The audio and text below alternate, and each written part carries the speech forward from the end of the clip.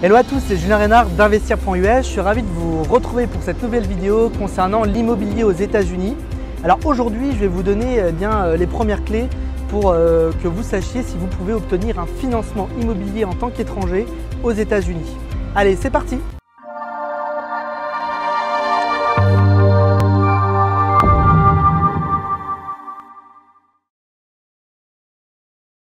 Alors la première réponse que je vais vous donner, la réponse globale, si oui ou non vous pouvez obtenir un financement en tant qu'étranger aux États-Unis, et bien globalement oui, vous pouvez bien sûr.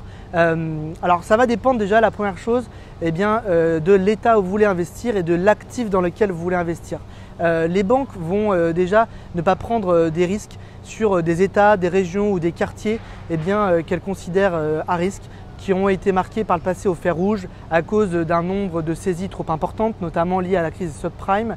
C'est le cas notamment de beaucoup de villes en reconstruction, notamment dans les États du Midwest, les États du Nord. On peut citer des villes comme Détroit, comme Saint-Louis, comme Cleveland, où dans des quartiers où il y a beaucoup d'investisseurs qui investissent, vous ne pourrez pas obtenir un emprunt financier, tout simplement parce que la banque va considérer que le marché est trop risqué, parce qu'il y a une trop grande hétérogénéité sur le marché.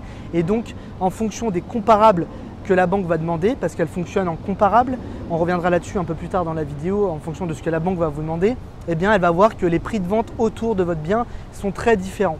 Ça, c'est quelque chose à prendre en considération. Donc dans tous les États, vous ne pourrez pas obtenir un financement. Deuxième chose que la banque ne pourra pas financer, ce sont des biens ou des actifs qui ont tout simplement une valeur trop peu importante. Le coût pour une banque de travailler sur un dossier est en gros toujours le même, à savoir ils vont faire travailler ce qu'on appelle un mortgage broker, c'est-à-dire vraiment quelqu'un qui va pouvoir vous donner les termes de l'emprunt, également un underwriter, quelqu'un qui va vérifier vos antécédents, vérifier tous les aspects administratifs de votre dossier. Tout ça, il y a un coût fixe, que ce soit un emprunt pour 500 000 $ ou pour 50 000 $, c'est le même. Donc évidemment, des biens et des actifs qui sont en dessous de 100 000 $, généralement la banque ne va pas pouvoir vous obtenir un financement et ne va pas donner votre aval. Donc ça, c'est aussi à prendre en considération. C'est important aussi de travailler dans beaucoup de cas avec des banquiers locaux qui ont une connaissance terrain beaucoup plus importante et qui pourront vous donner généralement beaucoup plus les clés parce qu'ils maîtrisent mieux le marché et les risques liés au marché. Deuxième aspect sur lequel je voulais vous donner des clés, c'est évidemment qu'est-ce que la banque va demander à un investisseur étranger pour obtenir un financement. La première chose, c'est qu'ils vont regarder bien sûr vos revenus. Ça, c'est quelque chose de très important. Que vous soyez salarié ou entrepreneur, c'est la même chose. Ils vont regarder vos revenus. La deuxième chose qu'ils vont regarder, c'est votre surface financière, le cash qui est disponible pour tout simplement avoir une réserve et pouvoir, si vous faites défaut, tout simplement voir comment ils pourront se servir ou que vous allez pouvoir vous intervenir pour, en cas de pépin, tout simplement payer l'emprunt. Comme je vous l'ai dit, il n'y a pas d'enjeu si vous êtes salarié ou entrepreneur, c'est juste que les pièces à fournir à la banque sont différentes, mais vous pourrez, l'un comme l'autre, obtenir tout simplement un financement bancaire en tant qu'étranger. La banque, en parallèle, va demander de faire passer un appraiseur. Un appraiseur, en fait, c'est une personne qui est licenciée dans l'État en question, qui est en fait un spécialiste de l'estimation des biens. Généralement, il fonctionne avec un système de comparable, donc il regarde des biens qui sont similaires au bien dans lequel vous voulez investir, à l'actif dans lequel vous voulez investir, et vont vous permettre tout simplement, sur le résidentiel en tout cas, de pouvoir vous octroyer un emprunt. Voilà. En parallèle, la banque va vous demander de vous faire assurer le bien, c'est quelque chose de très important. La plupart des assurances vont vous demander de faire une inspection sur le bien pour voir si le bien est assurable, et donc tout ça va vous permettre d'obtenir un financement.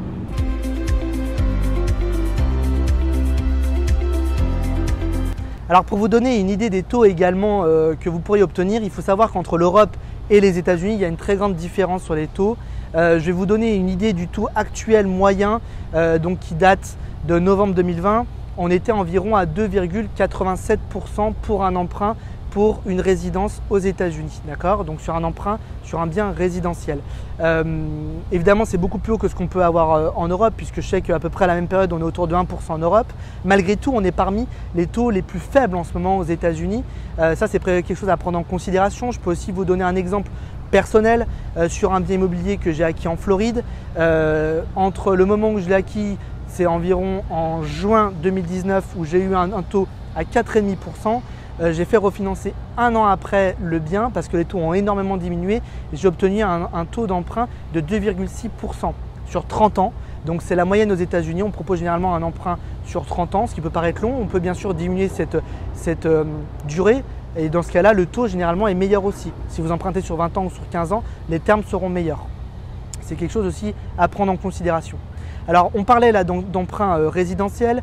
Vous pouvez également, si vous êtes sur le cadre de multifamily, c'est-à-dire d'immeubles de rapport, vous voyez sur le cadre également de commercial, c'est-à-dire l'achat de bureaux ou de commerce, de murs commerciaux, là faire appel à un autre type de banquiers qui sont des banquiers commerciaux et donc là qui vont travailler sur d'autres repères. Généralement c'est sur le cash flow qui vont travailler sur la valeur malgré tout aussi. Bien sûr ils vous prêter, mais du coup ça vous permet d'avoir facilement de l'emprunt.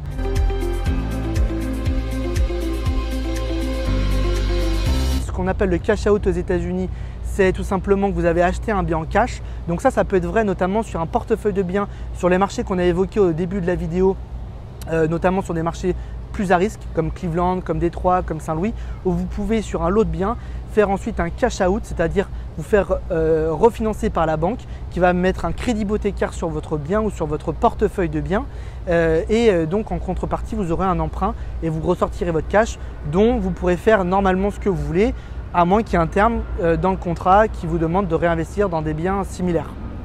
Deuxième aspect, donc le refinancement, c'est ce que je vous évoquais sur mon cas personnel.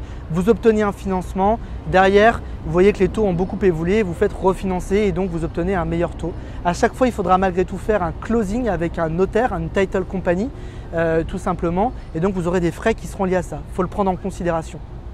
Pour conclure, il faut savoir que l'emprunt bancaire, c'est quelque chose qui est très important dans le cadre de l'immobilier bien sûr, c'est un levier qui est magique. Il y a des gens qui sont des arts d'obtenir un très bon financement qui les aura permis de s'enrichir énormément. Évidemment l'emprunt bancaire va vous permettre déjà d'acquérir des biens que vous ne pourriez pas acquérir en cash, mais également de pouvoir acquérir plus de biens, donc diversifier votre risque et également diversifier votre potentiel de plus-value. Bien sûr, faire marcher l'argent de la banque, c'est également avoir potentiellement un retour sur capitaux investis plus important.